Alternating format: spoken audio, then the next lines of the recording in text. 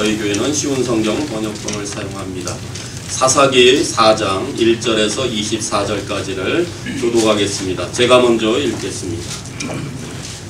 에훗이 죽은 뒤에 이스라엘 백성은 또다시 여호와께서 보시기에 나쁜 일을 저질렀습니다. 그래서 여호와께서는 가나안 왕 야빈에게 그들을 넘겨주셨습니다. 야빈은 하솔성에서 왕 노릇을 했습니다. 야빈의 군대 지휘관은 시스라였는데 하루세 닭고임에 살았습니다. 시스라는 쇠로 만든 전차 900대를 가지고 있었으며 20년 동안 이스라엘 백성을 심하게 괴롭혔습니다. 그래서 이스라엘 백성은 여호와께 도와달라고 부르짖었습니다.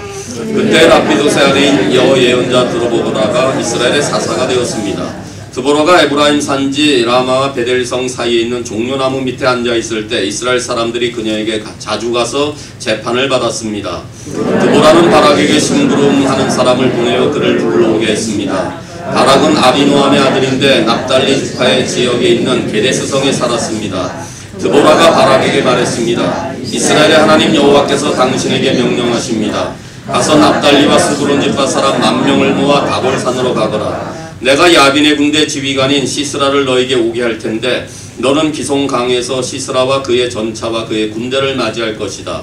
나는 네가 그곳에서 시스라를 물리치도록 도와줄 것이다. 그러자 바락이 드보라에게 말했습니다. 당신이 나와 함께 가면 나도 가겠습니다. 그러나 당신이 나와 함께 하지 않는다면 나도 가지 않겠습니다. 드보라가 대답했습니다. 물론 나도 당신과 함께 가겠습니다. 그러나 이 싸움에서 이기더라도 당신에게 돌아갈 영광은 없습니다. 여호와께서는 한 여자에게 시스라를 물리치도록 하실 것입니다. 그 후에 드보라는 바락과 함께 게데스로 갔습니다. 게데스의 바락은 스불론과 납달리 백성을 불러 모았고 10,000명이 바락을 따라갔습니다. 드보라도 바락과 함께 갔습니다. 개인 사람 헤벨은 자기 민족 사람들을 떠나 시아나님에 있는 큰 나무 곁에 장막을 치고 살았습니다. 그곳은 게데스에서 가깝습니다. 겐 사람은 모세의 장인인 호밥의 자손입니다. 시스라는 아비노함의 아들 바락이 다볼산으로 올라갔다는 이야기를 들었습니다. 그래서 그는 쇠로 만든 전차 900대와 모든 군대를 모아 하루셋에서 출발하여 기손강으로 갔습니다. 그때 디보라가 바락에게 말했습니다. 일어나십시오. 여호와께서 당신을 도와 시스라를 물리치게 해주실 날이 오늘입니다. 당신도 아시겠지만 여호와께서는 당신을 위해 이미 길을 닦아놓으셨습니다. 그래서 바락은 다볼산에서 10,000명을 이끌고 데려왔습니다.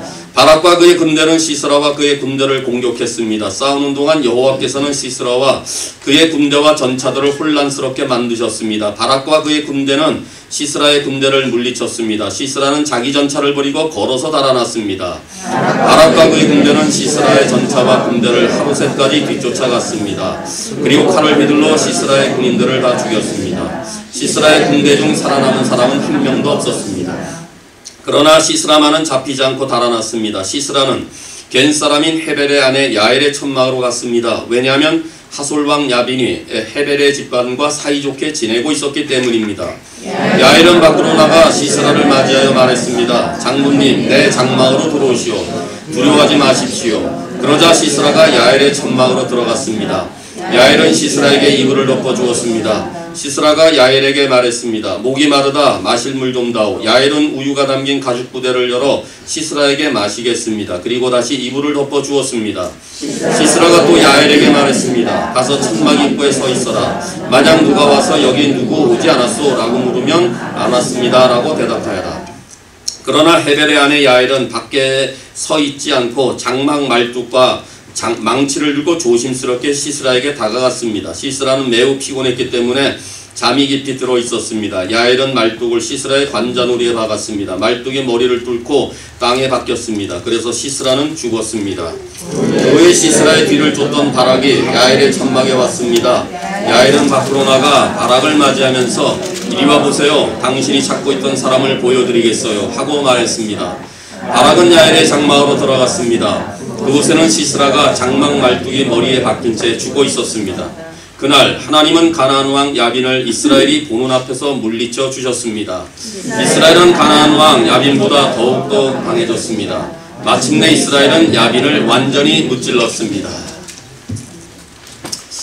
뛰어난 바이올리니스트의 독주나 탁월한 성악가의 독창은 언제나 매혹적입니다. 월등한 기량의 야구 선수의 완벽한 투구 솜씨 역시 보는 이의 마음을 시원하게 합니다. 훌륭한 한 인물의 솔로 플레이는 보는 이로 하여금 그 사람의 탁월한 재능에 경탄하게 만듭니다. 하지만 그에 못지않게 감동적인 것이 또 있습니다. 그것은 여럿이 모여 하나의 조화를 이루는 팀 플레이입니다. 현악 삼중주라든가 혹은 여러 명의 선수가 서로 힘을 다하여 스포츠처럼 다른 사람을 서로 도와주면서 한 목표를 이루며 아름다운 조화를 이룰 때말로 그것도 역시 환상적입니다. 이처럼 하나님의 방법은 함께하는 것입니다. 하나님의 일은 혼자 하는 게 아닙니다. 하나님은 함께 일하도록 우리를 부르십니다. 하나님이 쓰시는 사람은 팀워크를 통하여서 함께 일하는 동력자들입니다. 혼자 소리를 내서는 안 됩니다. 함께 가야 합니다. 나보다 못해 보이는 사람이라 할지라도 다 필요해서 하나님이 부르시고 선택하시고 하나님의 사람으로 세우십니다. 하나님은 오늘도 다른 사람과 함께 손에 손을 잡고 같이 일하는 사람, 바로 그런 동력자를 찾고 계시며 그런 동력자를 오늘도 하나님 나라의 일꾼으로 세우고자 하십니다. 오늘 바로 그 본문에서 우리는 하나님의 나라를 위해 함께 쓰임받았던 멋진 동력의 팀플레이를 보게 됩니다. 사사기 4장이 펼쳐지는 또 한편의 위대한 드라마의 막을 열면서 등장하는 인물들이 바로 그들입니다. 드보라, 바락, 야엘, 이들이 바로 환상의 트리오입니다. 이들은 서로가 너무 다른 사람들이었습니다. 성이 달랐습니다. 하는 일이 달랐습니다. 이루어놨던 공적도 서로 달랐습니다. 신분도 달랐습니다. 하지만 이 다른 모든 사람들이 이루어낸 결과는 하나가 되어 조화를 아름답게 만들었던 귀한 열매였음을 우리는 봤습니다. 그렇습니다. 아무리 약점이 있다 할지라도, 결점을 가지고 탄생했을지라도, 서로 다른 배경과 다른 환경에 있다 할지라도 우리의 인생을 온전히 하나님께만 드리기만 한다면은 하나님은 그의 인생을 쓰시며 그를 통해 역사를 바꿀 수 있음을 사사기는 증거해주고 있습니다. 에웃이 그러했고 삼갈이 그러했습니다. 그렇다면 오늘 또다시 우리에게 묻는 질문은 이것입니다. 어떻게 하면 하나님이 쓰시는 사람이 될까? 하나님의 일에 쓰임받는 동력자는 과연 누구일까?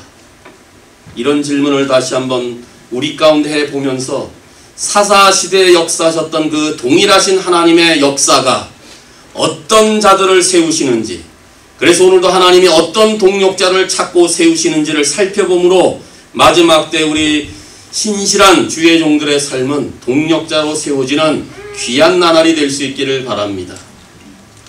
이스라엘 백성들이 에웃이라는 사람이 죽은 이후에 80년간 지난 다음에 백성들은 또다시 악한 일을 범하게 되고 우상숭배를 하게 되자 1절은 또다시 하나님께 범죄했습니다로 시작합니다. 하나님은 자기 백성들이 언제나 하나님을 떠나게 될 때 어김없이 징계를 가하십니다. 그래서 가나안 왕 야빈의 지배 아래 백성들이 20년 동안 심한 학대를 받도록 내버려 두었습니다. 이런 학대를 받게 되자 또 이스라엘 백성들은 어김없이 하나님께 부르짖었습니다. 부르짖는 상황 가운데서 오늘 등장하는 첫 여인의 이름 드보라가 나옵니다. 우선 4절에서 그를 랍비도세 아내인 여예언자라고 소개하고 있는 것으로 보아 사사로 부름받기 이전에 이 여인은 선지자였습니다. 공적 사역을 아마 담당했다고 보여집니다. 그리고 5절에서는 재판관의 역할도 감당했다고 기록하고 있습니다. 그러다가 이제 사사로 세움을 받게 되는 것입니다. 당시 여인들에 대한 사회적 통념을 생각해 볼 때 드보라의 역할은 대단히 의외가 아닐 수밖에 없습니다. 유대 남자들은 아침마다 3가지의 감사 기도의 제목을 했습니다. 내가 이방인으로 태어나지 않은 것을 감사했고, 내가 노예로 태어나지 않은 것을 감사했고, 내가 여자로 태어나지 않은 것을 감사한 기도의 삶을 살았던 당시대의 여인이 선지자, 재판관, 사사로서 부름을 받았다는 것은 사회적 관습과 통념을 깨뜨려버리는 대단히 획기적인 일이었습니다. 이제 여인으로서 사사 드보라는 가난과 전쟁을 시작하려 합니다. 드보라는 사람의 눈으로 봤을 때는 엄두도 몰릴 그런 일, 남자가 봤을 때도 어리석기 그지없는 그런 일들을 감히 하겠다고 나선 것입니다. 무엇이 드보라를 이토록 주의 일에 세움을 받도록 했을까요? 성경이 드보라를 소개하면서 강조하는 내용을 잘 살펴보면 그것은 선지자였다는 사실입니다. 선지자가 어떤 사람입니까? 하나님의 말씀을 듣는 사람입니다. 하나님의 음성을 듣는 사람입니다. 이 하나님의 말씀을 듣고 이 말씀 들은 내용을 그의 백성들에게 전달하는 사람의 역할이 선지자라는 것입니다. 하나님의 말씀을 듣자 드보라는 바락에게 그 말씀을 전합니다. 6절 하반절에 드보라가 바락을 불렀습니다. 하나님이 이렇게 명령하십니다. 납달리 자손과 스불론 자손들을 거느리고 야빈 장군인 시스라와 싸워 나가라. 이것이 하나님의 명령이다 라고 들은 말씀을 바락에게 전하고 있습니다. 드보라는 하나님의 음성을 듣고 고난에 처한 백성들에게 하나님의 말씀을 전하는 선지자 역할을 감당했습니다. 자기 소견에 옳은 대로 살고 있었던 백성들에게, 하나님의 음성을 듣기가 심히 어려운 시대를 살고 있었던 그 땅에 평범했던 한 여인에게 하나님의 음성이 들려왔습니다. 그때 드보라는 가정주부의 자리에서 위기와 절망에 처한 한 시대를 치유하기 위한 사사로 부름을 받았던 것입니다. 성도 여러분, 이민자의 삶 속에 위기라고 느껴지십니까? 지금도 처해 있는 삶의 자리가 역경이라고 생각되십니까? 이때 하나님의 음성을 들어보시기 바랍니다. 우리에게 말씀하시는 하나님의 그 말씀에 귀를 기울일 수 있기를 바랍니다. 우리가 때때로 삶의 난관에 처할 때마다 우리들은 주변 사람들의 소리에 귀를 솔깃합니다. 사람의 말도 일시적으로 도움을 줄 수 있습니다. 뛰어난 상담가의 말이 우리를 편안하게 해줄 수도 있습니다. 그러나 잠시적입니다. 일시적입니다. 오래 갈 수 없습니다. 제한적입니다. 그래서 그 사람들의 말은 더 큰 절망과 더 큰 낙심으로 끌고 갑니다. 여러 사람의 말은 우리를 더 혼란스럽게 하고 갈피를 못 잡게 할 것입니다. 이럴 때 우리가 들어야 되는 소리는 누구의 소리입니까? 하나님의 음성이다 그 말입니다. 이런 상황 가운데 하나님이 나에게 무엇으로 말씀하실까? 나에게 어떤 음성을 들려주실까? 날마다 귀담아 들어야 됩니다. 그런데 정말 하나님은 어떻게 우리들에게 말씀하실까요? 만약에 구약시대라면 꿈으로도 보여주실 수가 있고, 환상을 통해서도 말씀하실 수가 있고, 기적을 통해서도 말씀하실 수가 있고, 선지자들을 통해서 말씀하실 수가 있습니다. 그러나 지금 이 시대를 살고 있는 우리들에게는 무엇보다 하나님의 말씀을 읽고 묵상하게 될 때 성령님을 통해서 우리에게 주시는 그 말씀이 무엇인지를 잘 아셔야 됩니다. 마지막 시대를 사는 우리에게 지금도 읽는 이 성경을 통하여 우리는 하나님을 잘 알 수 있을 뿐만 아니라 개인적으로 친밀하게 들려주시는 음성을 주의 진리의 말씀으로 우리는 확인할 수가 있습니다. 그러니 하나님의 말씀을 읽고 듣고 묵상하고 그 가운데 지켜 행하는 것들은 평생 해야 될 우리의 몫이라는 것입니다. 그러므로 다른 데 가서 사람의 말을 듣지 아니하고 어떤 다른 환상인 어떤 이적을 너무 요구하지 마시고 우리에게 친히 말씀하신 참 진리의 말씀 성경 66권을 내 삶에 주시는 하나님의 말씀으로 듣기를 바랍니다. 하지만 분명히 해두고 싶은 것이 하나 있는데, 성경을 임의로 딱 펼쳐서 우리의 눈이 가는 구절이 하나님이 오늘 나에게 주시는 말씀이다, 이렇게 기계적인 방법으로 행하셔서는 절대 아니 됩니다. 그건 너무 신비적이고 그건 너무 맹목적인 신앙입니다. 반면에 우리가 하나님을 더 사랑하고 더 경외하고 더 겸허한 마음으로 하나님 앞에 나가 간절한 음성으로 내가 주님의 음성을 듣길 바랍니다. 정말 갈급한 마음으로 하나님 오늘 말씀을 통해서 나에게 들려주시는 주의 음성이 무엇입니까? 내가 듣겠습니다. 하나님의 성령이 나를 통하여 도와주시옵소서 라고 할 때 주님이 오늘도 내가 펼친 그 말씀을 통하여 답이 있는 구절로 우리의 눈을 이끄시게 될 것입니다.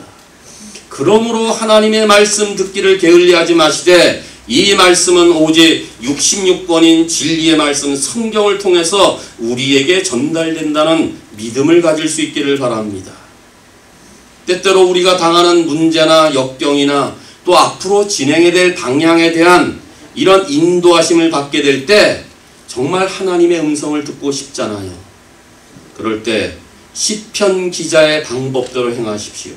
시편 119편 24절에 주의 법규들은 나의 기쁨이 됩니다. 왜냐하면 그것들은 나의 조언자들입니다. 시편 기자는 앞으로의 진행의 방향을 알고자 했을 때에 주의 법규들을 기뻐하고 즐거워한다고 했어요. 왜요? 그 말씀이 그의 삶에 인도하는 길에 조언자, 상담자라고 고백하고 있는 것입니다. 이어서 119편 133절에 주의 말씀에 따라 나의 발걸음을 인도해 주소서라고 노래하고 있어요. 그의 발걸음을 어디에 맡기느냐고요? 주의 말씀에 따라 내 발걸음을 인도해 달라고 기도하고 있습니다. 그러므로 문제가 있을 때 우리는 누구를 먼저 찾아가야 될까요? 가족의 식구? 교회 사역자? 상담의 전문가? 가장 절친한 친구? 하지만 우리의 지식과 지혜의 원천이 되시며 온 인류의 최고의 상담자이신 하나님께 먼저 가야 합니다. 왜냐하면 하나님은 우리 인생의 모든 답을 갖고 계실 뿐만 아니라 그의 말씀을 통하여 우리 인생이 달려가야 될 길을 친히 알려주시고 그 길을 친히 빛으로 인도하시기 때문에 그렇습니다.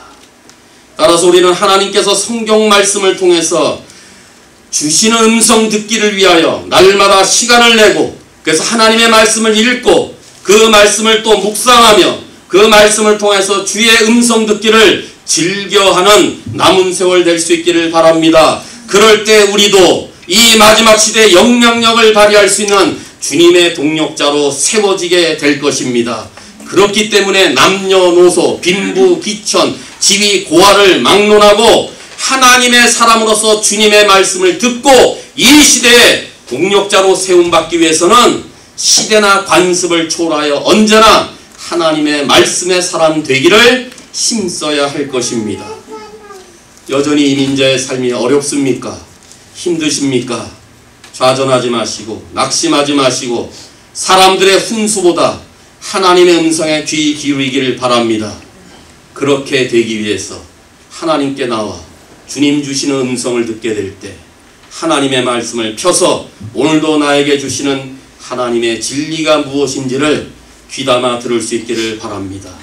드보라가 혼란한 시대에 죄악 많은 시대에 여인으로서 가정주부로서 하나님의 음성을 듣게 되자 그가 사사로 쓰임받았던 그런 놀라운 말씀의 사람이었던 것처럼 오늘 이 시대 쓰임받기 원하여 하나님의 말씀을 듣는 중에 우리 모두가 주의 동력자로 세워지는 귀한 역사가 이루어지기를 바랍니다. 이제 이스라엘 백성들이 고통에 부르짖자 하나님께서는 이스라엘 백성들을 구원하기 위하여 드보라를 사사로 세우시고 바락을 통해서 드보라를 돕게 함으로 이스라엘을 구원하게 했습니다. 바락은 야빈의 군대장관 시스라와 함께 싸우라는 드보라가 전해주는 하나님의 명령을 듣고는 8절에 이렇게 말합니다. 드보라요, 당신이 함께 가주면 내가 가서 싸우겠지만은 당신이 가지 않으면은 나는 싸움터에 가지 않겠습니다. 이게 얼핏 들으면은 도대체 이 남자가 이게 남자로서 여인 앞에 할 뭐 소리인가? 정말 부끄럽고 창피한 그런 소리 아니겠습니까? 그래서 이 성경을 잘못 보면은 그래서 바락은 너무 소극적인 역할을 담당했고 요새 말로 찌질한 남자였고 간이 작은 남자였다. 그래서 대부분 여인 이 드보라가 공을 세웠다고 말합니다. 하지만 과연 그럴까요? 본문을 자세히 묵상해 봅시다. 바락의 요청에 드보라가 대답합니다. 9절에 물론 나도 당신과 함께 가겠지만은 당신이 싸움에서 이기겠지만은 하나님께서는 어떤 한 여인으로 하여금 야빈의 군대장관 시스라를 죽이게 될 터인데 당신이 싸움에 이기더라도 공이 돌아가지 않고 그 공이 여인이 가로챈다. 이런 예언을 하게 됩니다. 바락은 이 사실을 알고도 전쟁에 참여합니다. 그렇다면 바락이 이 드보라와 함께 가지 않으면 나도 가지 않겠다고 말하는 이 말의 진정한 의도는 과연 무엇일까요? 그것은 바락이 드보라가 사사이자 선지자였다는 것을 잘 알았기 때문에. 선지자의 어떤 면을 알았어요?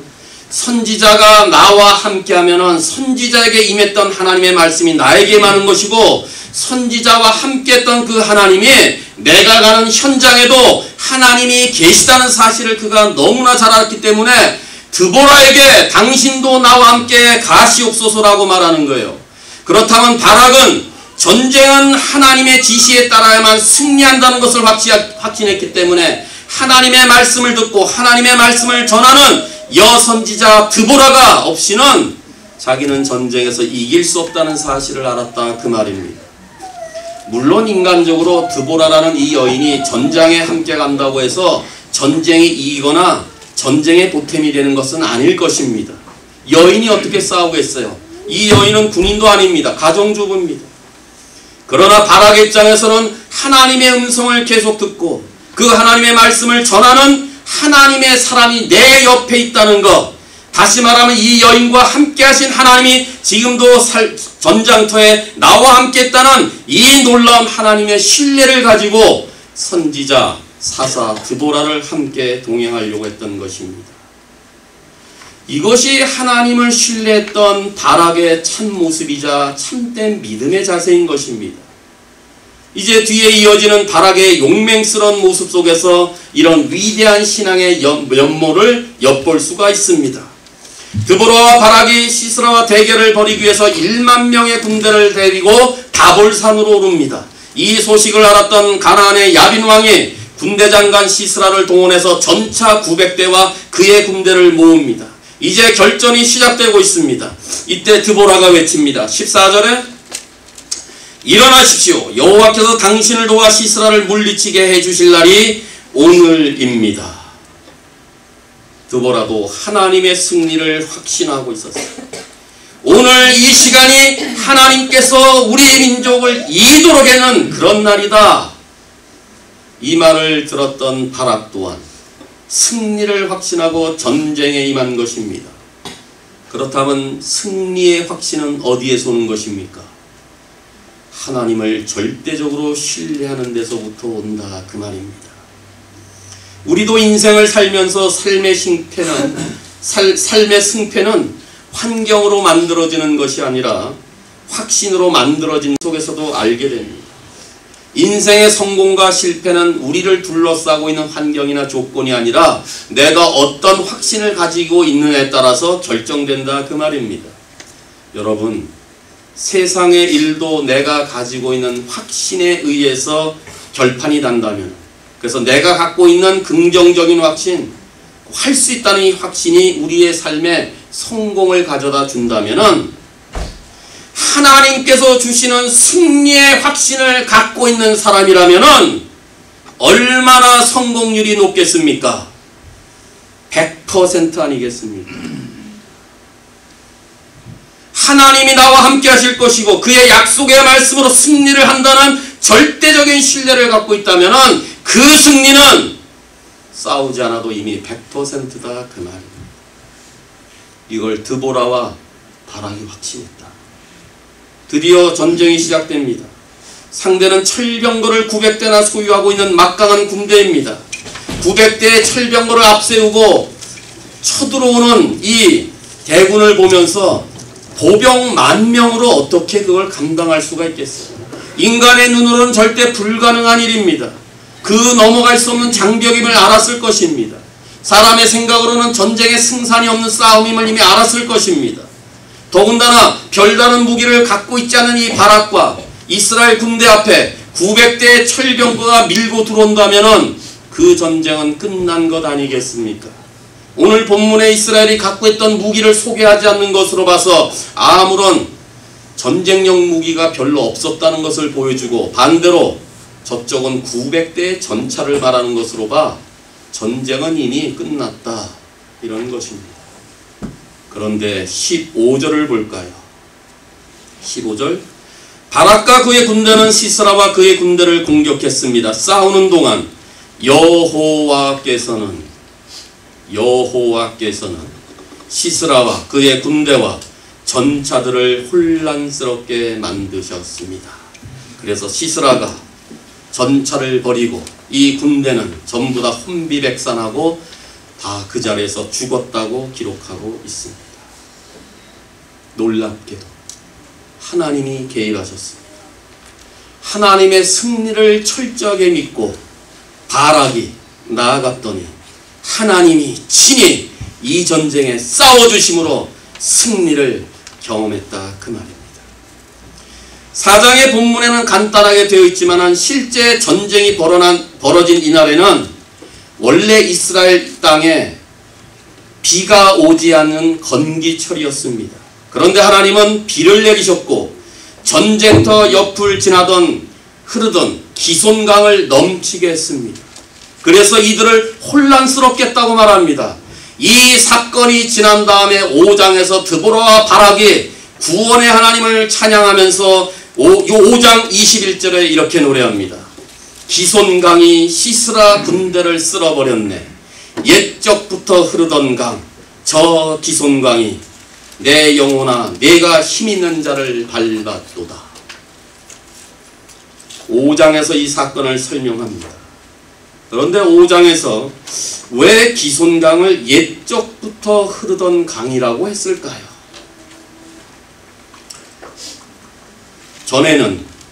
이전에는 건기철에 기손강이 범람한 적이 없다는 것을 말합니다. 전에는 옛날에도 지금까지도 한 번도 건기철에는 기손강이 넘쳐난 적이 없는데 그 강에 하나님이 역사하자 놀라운 이 건기철에 폭우를 내리심으로 기손강이 넘쳐 탱크가 들어오는 그 평지에 완전히 진흙탕이 되도록 하셔서 시적인 표현으로 말하면서 진흙탕에서의 철병거 900대는 무용지물이 되고 말았다. 전차를 탄 사람들은 오히려 진흙탕 속에 빠져서 진창으로 되어 있는 그것을 이스라엘 군대는 쳐부쉈다. 결국 바락이 이끄는 이스라엘 군대가 진흙탕에서 뒹구는 적들을 쉽게 물리친 것은 하나님의 위대한 승리자 바락의 승리였다는 것을 말하고 있는 것입니다. 하나님의 약속을 신뢰하는 자들에게는 반드시 승리를 가져다 줍니다. 하나님을 절대적으로 의뢰하는 자에게는 내 앞에 어떤 일이 일어난다 할지라도 그 하나님이 그의 능력으로 그의 힘으로 우리를 능히 이기도록 하시게 될 것입니다. 그렇다면 이것은 우리의 승리 이전에 하나님의 승리라는 말씀입니다. 그런 의미에서 히브리서 기자는 11장에서 믿음의 선진들을 열거하는 가운데 32절에서 사사 12명을 기록하는 중에 오직 4사람만 기록하고 있는데 기드온, 바락, 입다, 삼손 4사람의 이름만을 언급하면서도 놀랍게도 드보라의 이름이 빠지고 바락의 이름을 넣었습니다. 뭘 말합니까? 바락의 믿음이 이처럼 귀한 믿음이었음을 증거하고 있다 그 말입니다. 사사기에서는 여자가 사사로 등장한 드보라의 이 행적을 다루고 있지만은 히브리서 기자는 드보라를 제쳐놓고 이 믿음의 싸움에서 하나님의 약속을 확신했던 승리의 한 믿음의 사람 바락을 이 명단에 집어넣고 있다 그 말입니다. 그래서 바락을 과소평가해서는 안 됩니다. 그는 하나님이 함께 하지 않으면 나는 아무것도 할 수 없고 하나님이 함께 하시면 나는 어떤 일이라도 할 수 있다는 승리의 확신을 가지고 이날 전장에 함께 나갔던 것입니다. 하나님은 이처럼 인간의 한계를 초월하시는 분이십니다. 우리 눈으로 볼 때는 한계이고 커다란 장벽처럼 보이지만은 하나님이 일단 일을 하시면은 그건 아무것도 아니된 것이 아니되는 것입니다. 이러한 삶은 지금 우리 속에서도 이루어지고 있습니다. 그런데 하나님의 승리를 확신하는 사람에게만 이루어진다는 것입니다. 그러니 우리가 절대적으로 하나님을 신뢰해야 될 필요가 있다는 것입니다. 하나님은 어떤 자들을 동력자로 세우십니까? 내 힘이 아닌 하나님을 의뢰하는 자들을 하나님 나라의 일꾼으로 세우십니다. 하나님을 신뢰한다면 오늘도 이 세상에서 승리하는 삶을 살 뿐만 아니라 우리도 이 승리의 확신을 가지고 주어진 모든 일에 하나님의 동력자로 쓰임받게 될 줄로 믿습니다. 이제 본문은 드보라와 바락 외에 또 한 사람에게 스팟라이트를 비추는데 그의 이름은 야일이며 여자입니다. 이 전쟁을 마무리 짓는 아주 대단한 여인입니다.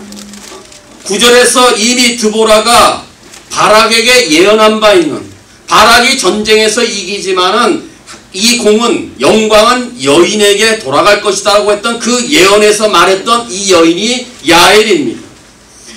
17절에 야엘은 헤벨의 아내였다고 말합니다. 그런데 전쟁에서 패하 도망가던 시스라 장관이 야엘의 집에 장막으로 숨어 들어왔습니다. 시스라가 자신을 숨겨달라고 하자 야엘은 그에게 전쟁을 하느라 피곤할 테니 이 침상에서 좀 주무십시오 라고 해놓고는 잠을 자는 사이에 망치와 장막의 말뚝으로 시스라의 관자놀이에 박아 그를 죽이게 합니다. 대단한 여자입니다. 이거 뭐 간이 얼마나 큰지 관자놀이에 말뚝을 박아 죽입니다. 이 사건을 이해하기 위해서는 먼저 11절을 잘 보셔야 됩니다. 11절 볼까요? 겐사람 헤벨은 자기 민족 사람들을 떠나 시아나님에 있는 큰 나무 곁에 장막을 치고 살았는데 게데스에 가까웠었고 겐사람은 모세의 장인 호밥의 자손이었다. 이렇게 기록합니다. 11절은 앞절에서 드보라와 바락이 전쟁을 하기 위해 다볼산으로 오르고 게데스로 내려가는 그 장면에서 갑작스럽게 튀어나온 한 구절입니다. 이 구절이 나올 이유가 없는데 10절과 12절 사이에 한 구절이 딱 등장한 다음에 갑자기 또 사라져버립니다. 이 구절을 왜 여기에 넣었을까? 전혀 지금 앞뒤 문맥이 안 맞는데 한 구절을 딱 집어넣은 다음에 사라진 다음에 본문이 연결됩니다. 그런데 4장 11절을 언급하기 이전에 또 한 번의 이상한 기사를 1장 16절에 똑같은 말씀을 언급합니다. 1장 16절 볼까요? 겐 사람들은 종려나무의 성인 여리고를 떠나 유다 사람들과 함께 유다 광야로 가서 같이 살았습니다. 유다 광야는 아라섬 근처의 남쪽 유다에 있었는데 그때 모세의 장인은 겐 사람이었습니다. 잘 보십시오. 1장에서 여러 지파가 남겨놓은 가나안 족속들을 진멸하고 지금 전쟁을 치르는 그 중간에 또 한 구절, 1장의 흐름과는 전혀 상관없는 구절인 헤벨 사람의 얘기와 모세가 겐 사람의 이런 그 장인에 대한 이야기를 또 한 번 집어넣고 있습니다. 앞뒤 문맥이 전혀 관계없는 문맥을 1장 16절에 넣고 있습니다. 그럼 1장 16절이 4장 11절과 연결이 되는 것입니다. 그렇다면 아마도 야엘의 남편 헤벨이란 사람은 야빈 왕과 화친 조약을 맺었거나 이 시기에 이 헤벨의 가정이 조공을 아주 잘 바쳤거나 아니면 가나안 왕 야빈과 시스라 그 사람과 친가나안 사람의 인맥을 가졌던 것으로 보여집니다. 그러면 4장 11절에 한 절이 딱 나온 다음에 그 다음에 막 치루어지는 전쟁을 다 벌인 다음에 그 다음에 이제 17절을 연결해서 보시면 이제 이해가 됩니다. 11절을 지어가신 다음에 17절에 보시면 시스라가 쫓겨서 겐 사람인 헤벨의 아내 야엘의 천막으로 들어갔습니다. 왜냐하면 하솔왕 야빈이 헤벨의 집안과 사이좋게 지내고 있었기 때문입니다. 이렇게 기록하고 있는 것입니다. 그래서 시스라와의 관계를 연결시키기 위해서 앞뒤 문맥과 연관이 안 되는 그 본문을 미리 삽입구절로 한 절을 딱 하고 넘어가 버린 것입니다. 그렇다면요, 하나님은 헤벨의 아내 야엘을 사용하심으로 본문은 이제부터 한 여인의 활약상을 드라마틱하게 전개하고 있습니다. 물론 이 여인의 행위를 두고 많은 의문을 제기할 수 있습니다. 상대방을 속였습니다. 아주 잔인한 방법으로 죽였습니다. 남편과 친분이 있는 사람을 죽였으니 남편의 반기를 든 상황이 되어버렸습니다. 그렇고 또 여자가 어떻게 적군의 장군을 죽일 그럴 용기가 있었을까? 그것도 죽여도 장막을 치는 그 말뚝 그 쇠꼬챙이를 가져다가 장군의 관자놀이를 박으면서 어떻게 죽일 만한 용기가 있었을까? 아니, 여인이 얼마나 힘을 셌으면 한 번에 내리쳐서 이 뒤통수로 튀어나오게끔 했을까? 한 번을 쳤을 때 이 시스라 장군이 아무리 피곤해서 잠을 잤지만은 왜 깨어나지 않았을까? 이런 궁금증과 이런 의문이 있을 수 있습니다. 그러나 성경은 하나님의 구원의 역사의 책입니다. 이 부분의 답인 무엇입니까? 앞서 하나님이 행하셨다. 그거밖엔 답이 없습니다. 사람의 생각으로 풀 수 없습니다. 인간의 의문으로 이 방법 해결할 수 없습니다. 하나님이 행하셨다라고 말하는 거예요. 용기와 담력마저도 하나님이 주신 것이라는 것입니다. 이미 9절에서 드보라가 예언한 그 말씀대로 성취된 것을 말합니다. 이 여인이 공을 차지하겠다라고 했던 그 말대로 야엘이란 이 여인이 지금 이주하는 과정 가운데 등장하고 있다는 것은 모든 그 일들 가운데 하나님이 친히 개입하셨다라고 밖에는 설명할 방법이 없습니다. 결국 야엘은 적의 수장을 중임으로써 이 전쟁의 종지부를 찍습니다. 그 후에 바락이 시스라를 찾으러 오자 야엘은 죽은 시스라를 넘겨줍니다. 5장 31절에 그래서 40년 동안 그 땅에 평화가 있었더라로 끝이 납니다.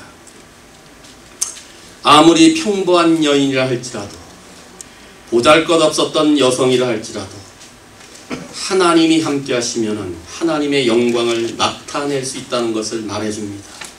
그러면 이제 다시 사사시대 역사의 별로 흐름 속에 중요하지 않았던 헤벨의 이주를 계속 기록하고 있고, 그래서 나중에 야엘이라는 여인을 등장시키는 것은 과연 무엇을 말하고자 하는 것일까요? 이것은 하나님의 섭리가 얼마나 치밀하게 세밀하게 진행되고 있는지를 보여줍니다. 헤벨이 왜 북쪽으로 야빈 왕과 친분을 쌓을 수 있도록 이주했는지는 모릅니다. 저도 성경의 정확한 이유를 말하지 않고 있기 때문에 모릅니다. 그러나 딱 하나 알 수 있는 방법은 그것마저도 하나님의 섭리요 하나님의 준비하셨다는 것은 확실합니다. 아무 의미 없는 일 같아도 모든 것에는 하나님의 인도하심이 있었다는 것입니다. 헤벨이 비록 그 시스라 장관과 친분이 있었다 할지라도 이스라엘의 구원을 가져다 주신 것은 야엘이라는 한 여인을 통해서 이주했던 그 하나님의 인도하심 가운데 등장했던 기막힌 하나님의 섭리가 있었기 때문에 이스라엘 전쟁의 종지부를 찍었다는 것입니다. 그렇다면 하나님의 인도에는 이처럼 치밀한 하나님의 섭리가 있음을 깨달을 수 있기를 바랍니다. 우리는요, 아마 이 본문의 현재 당시에 있었다면 이런 일이 이렇게 일어났는지 결국 이해할 수 없습니다. 그런데 우리는 어떻게 이해합니까? 이런 모든 일들이 다 지난 후에는 바로 틀림없이 하나님의 인도하심의 섭리가 있었구나, 나중에 깨닫는 거 아니겠습니까? 이런 이유로 야엘의 삶에는 분명히 하나님의 인도하심이 있었을 것이고, 후에는 그 일로 인하여 이스라엘을 구원을 가져다 주는 이 일에 동력자로 쓰임받게 되었던 것이다. 아브라함의 생애도 마찬가지입니다. 아비의 집을 떠나 하란을 거쳐 가나안 땅으로 왔습니다. 약속의 땅에 기근이 들자 먹고 살 일이 바빠서 애굽으로 내려갑니다. 자기 아내를 빼앗길까봐 내 아내를 아내라 말하지 못하고 내 누이라고 속이는 과정 가운데 그런 고통과 역경과 아픔을 겪죠. 그 일로 인하여 하나님이 개입하심으로, 하나님의 인도하심으로 다시 약속의 땅으로 오게 되고 진행되어지는 과정을 통해 믿음의 조상으로 세워지는 거 아니겠습니까? 우리는 앞서가시는 하나님, 아브라함을 통해서 인도하신 하나님을 그렇게 알 수 있다 그 말입니다. 요셉의 생애 또한 보십시오. 형님들에 의해 팔려 애굽으로 내려갑니다. 17살의 노예로 팔려 13년간의 억울하게 감옥에도 갇히게 되고 종으로 지내게 됩니다. 실패로 충만한 삶으로 보입니다. 그런 인생에 누가 성공했다고 말합니까? 노예이며 13년간을 종살이와 감옥에 썩힌 인생을 누가 성공했다고 말합니까? 그러나 우리는 아시는 대로 그 앞길에 하나님이 함께 하신 것을 우리는 알 수 있습니다. 훗날 요셉이 그들의 형제들과 함께 만나게 될 때 형님들이여 안심하십시오. 형님들이 나를 이집트에 판 것이 아니라 우리의 가족의 구원을 위해서 하나님이 앞서 행하셨습니다. 그는 절대적으로 하나님의 인도하심, 그의 13년의 삶 속에 하나님의 철저한 간섭이 있었음을 고백하는 그 마지막 단어가 바로 우리가 믿어야 될 우리의 인도하심에는 기막힌 하나님의 간섭과 치밀한 섭리가 있었다는 사실입니다. 그 모든 것이 우리는 하나님의 인도하심이라고 밖에는 설명할 수가 없습니다. 이것이 성경의 역사입니다. 그렇다면요, 오늘 예배드리신 우리 모든 삶 속에 일어나는 모든 일들이 하나님께서 귀한 역사를 이루시는 섭리의 과정이라는 것을 오늘 이 아침에 다시 한번 철저하게 믿을 수 있기를 바랍니다. 우리의 삶은 우연이 없습니다. 그러니 하루하루 성실하게 사시고 언제나 주님의 인도하심을 따를 수 있기를 바랍니다. 그래서 그 삶 속이 어떠하든지 간에 언제나 치밀하게 움직이시는 하나님의 섭리의 손길이 있음을 꼭 믿으시기를 바랍니다. 그럴 때 우리 가운데도 앞서 행하시는 하나님의 인도하심의 역사를 우리도 목도하고 경험하게 될 것입니다. 헤벨과 야엘의 이주와 그곳에서의 거주가 우연이 아니었더라면 우리의 이민과 우리가 이 지역에서 거주하는 것 역시 우연이 아닙니다. 이곳에 정착한 우리의 삶 역시 행하시는 하나님의 섭리 아래 있음을 꼭 믿을 수 있기를 바랍니다. 우리를 향하신 하나님의 뜻과 하나님의 인도하심이 이날까지 있었다고 믿는다면, 그래서 지금까지도 내가 지나온 모든 인생의 경험, 신앙의 경력의 모든 부분들이 하나님의 인도하심과 주의 철저한 간섭과 섭리가 있었다고 지금도 믿으신다면 앞으로 우리가 걸어가는 남은 인생마저도 동일한 하나님의 인도하심과 동일한 주의 치밀한 섭리가 우리 가운데 있다는 사실을 믿음으로 힘차게 달려갈 뿐만 아니라 이런 일에 동력자로 쓰임받는 우리 모두가 될 수 있기를 바랍니다. 사랑하는 성도 여러분, 환상의 트리오, 드보라, 바락, 야엘을 통해 우리는 동력사에게 위대한 능력을 봅니다. 한 사람의 위대한 능력도 위대한 것이지만 두세 사람의 협력 또한 위대한 능력을 만들어냅니다. 따라서 언제든지 혼자서 일하려고 하지 마십시오. 도움을 받으십시오. 도와주십시오. 믿음의 지체들과 손에 손을 잡고 협력하며 동력하십시오. 특히 어려울 때일수록 협력하고 동력의 손을 꼭 잡을 수 있기를 바랍니다. 그때 위대한 하나님의 역사가 나타나는 것입니다. 동질이어야만 조화를 이룰 수 있다는 생각은 오산입니다. 성격이 같아야 하나가 될 수 있다고 생각하면 그건 오해입니다. 절대 그렇지 않습니다. 우리는 서로 다른 사람들입니다.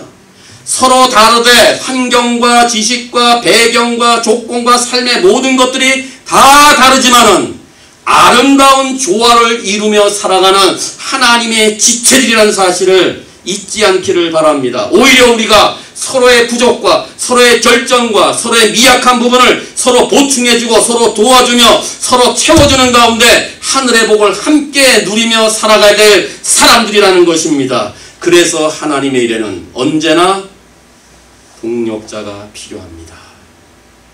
이제 남은 생에 왕을 왕되게 하는 일에 쓰임받기 위하여 하나님의 음성을 날마다 들으며 주님을 철저하게 확신하는 중에 빛나는 승리를 내 것으로 삼으며 언제나 주님의 인도하심을 따라 주의 나라와 영광을 위하는 신실한 동력자가 될 수 있기를 주님의 이름으로 축원합니다.